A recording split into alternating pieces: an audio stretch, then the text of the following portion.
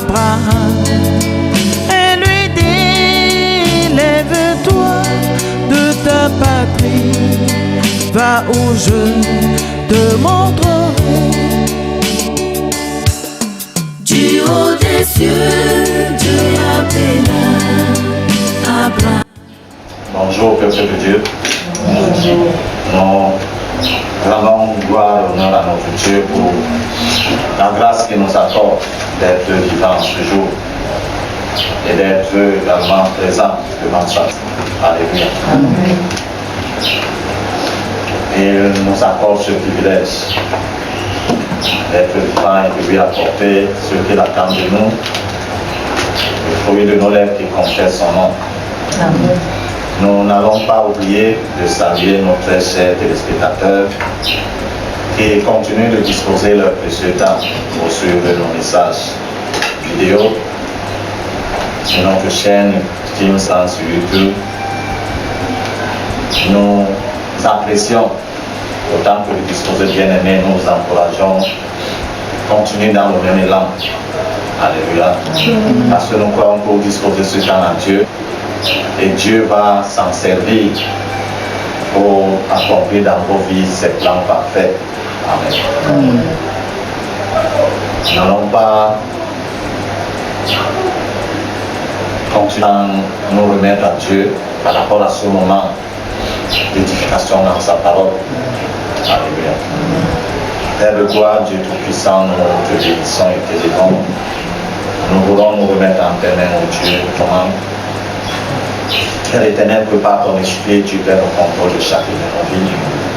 Ô éternel, pour notre entendement, notre compréhension, donne un cœur et des oreilles de disciples. Et accorde-nous, Seigneur, de saisir ta parole en ce matin. Ô Dieu, de la comprendre, de la garder en cœur, surtout, Père éternel, de la mettre en œuvre. Afin que gloire, honneur te devienne pleinement. Au nom de Jésus-Christ de Nazareth. Amen. Depuis dimanche passé, nous avons introduit ce thème d'obéissance conforme aux ordres de Dieu. Et nous voulons nous y étaler davantage. Amen. Nous allons lire dans le livre de Josué, au chapitre 14.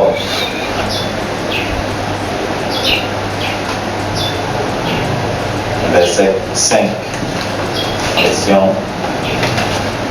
Il est écrit, les Israélites se conformèrent aux ordres que l'Éternel avait donnés à Moïse et ils partagèrent au pays. Alléluia. Amen.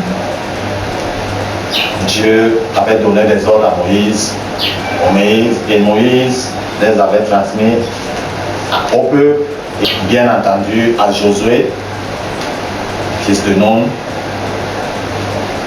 Moïse n'avait pas vu ou n'avait pas traversé dans la terre promise. Mais puisqu'ils avaient reconnu que Moïse était serviteur de Dieu, et ils avaient reconnu que Dieu avait établi Josué pour remplacer Moïse, ils se sont donc conformés à tous les ordres que Dieu avait donnés à Moïse. Et la Bible nous dit qu'ils partagèrent le pays. Parce que tel était l'ordre de Dieu, que lorsqu'ils auraient traversé le Jourdain, ils devaient partager le pays aux tribus, aux 11 tribus, selon la grandeur ou le nom de tribus. Alléluia. Et ils se sont conformés à ces ordres. Donc nous voulons davantage nous édifier par rapport à la nécessité de l'obéissance. Nous ne pouvons pas marcher avec Dieu sans lui obéir. Peut-être ce serait que c'est Dieu qui est en train de marcher avec nous. Alléluia. Mais nous osons croire que c'est nous qui marchons avec Dieu, n'est-ce pas? Marcher avec Dieu, c'est-à-dire suivre ses prescriptions à lui. Amen. Si Dieu a dit qu'à ce niveau-ci, on part à la gauche, même si tout le monde part à droite, et toi tu accomplis que tu marches avec Dieu, tu devrais aller à la gauche. Parce que tu veux obéir à Dieu. Amen. Et cette obéissance nous ouvre les portes des faveurs de Dieu.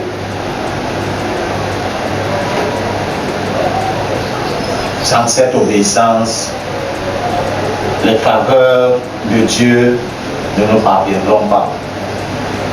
Je disais encore la fois dernière que ce n'est pas par proclamation, sois béni, reçois ceci et ceci. Si l'obéissance n'est pas de mise, toutes ces proclamations n'arriveront pas à se matérialiser. Alléluia. Elles n'auront pas lieu. Et peut-être, si elles ont lieu de se matérialiser, on se pose la question qui les a fait se matérialiser. Parce que si ce n'est pas Dieu qui t'a béni, quelque part, quelqu'un d'autre t'a béni.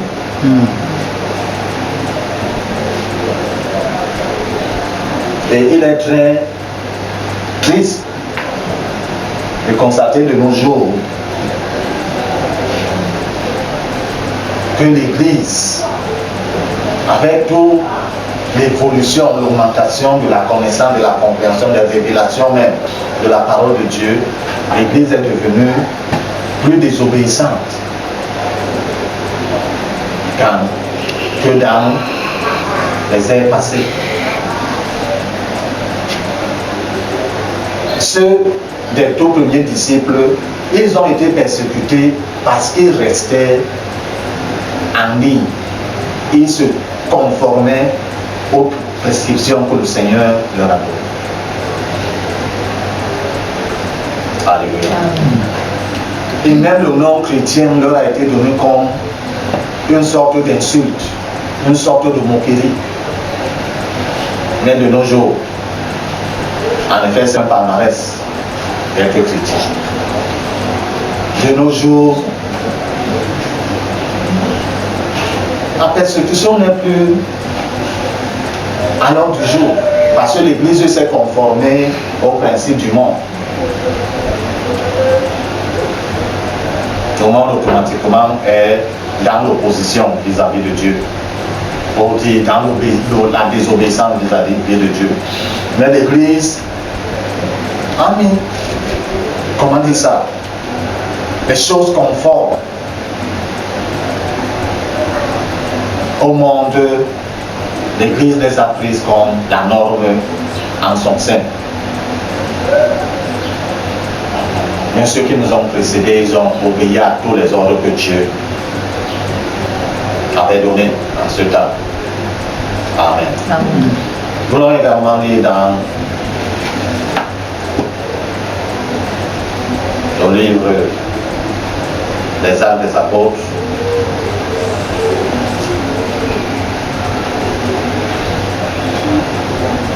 Dans le chapitre 13, premier verset, nous irons au verset 3.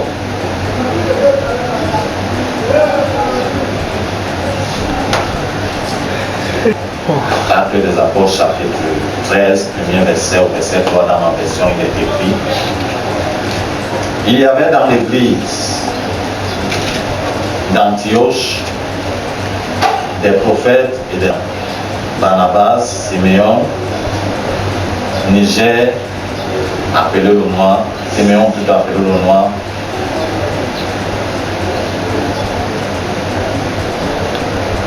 Lucius, Nanaïm, qui avait été élevé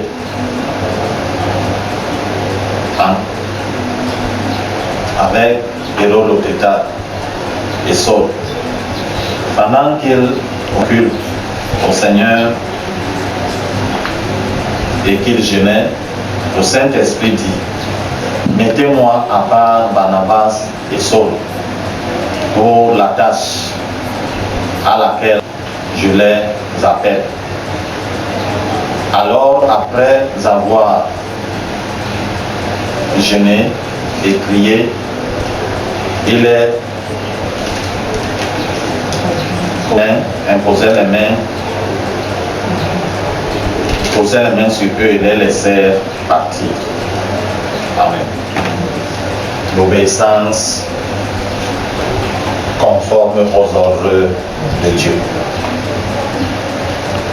À l'église d'Antioche, on nous dit qu'il y avait des prophètes, il y avait des... Ils avaient pris certainement un programme de jeûne et de prière. Non pas parce qu'ils s'attendaient à quelque chose de particulier. Certainement, ils voulaient tout simplement glorifier Dieu. Pendant donc qu'ils rendaient ce culte à Dieu, Dieu a trouvé le moment opportun de mettre à part pour lui, pour sa cause. Alléluia. Amen. Barnabas et Saul qui faisaient partie de ces bien-aimés qui étaient réunis en ce temps-là. Et ceux-ci, après avoir jeûné, après avoir prié, ils posaient les mains sur Barnabas et Saul et les laissaient partir. Le Saint-Esprit avait ordonné. Alléluia. Mais de nos jours, les choses ne se passent plus ainsi. Alléluia. Dans l'Église, la norme nous est présentée ici, au chapitre 13. Plus loin même, ou alors plus haut, au chapitre 7, au chapitre, nous est présenté une autre norme par rapport aux ouvriers de l'Église, aux diacres, aux diaconesses. Ce que les apôtres ont dit au reste du peuple. Que nous, on ne peut pas continuer à prêcher le message et à partager aussi le pain. Trouver du milieu de vous des gens qui ont un bon, des frères qui ont un bon témoignage. Et nous allons les charger de cette tâche. Quand ils avaient des frères qui ont un bon témoignage, les apôtres ont prié pour eux, leur ont imposé les mains et les ont mis à leur charge. Il est parlé d'un franc CFA dedans. Mais de nos jours dans l'église, de quand on établit un budget prévisionnel, il sait que, bon, vers le mois de novembre, là, je dois avoir 3 millions. Alléluia. Dans ces 3 millions, il doit avoir 5 diacres, il doit avoir peut-être 10 anciens, et il doit avoir peut-être 7 ministres, pasteurs, évangélistes, ou bref. Ces calculs, c'est établi. Et bien entendu, quand le moment arrive, n'est-ce pas, on sort la liste. Voici ce que les critères qu'il faut remplir.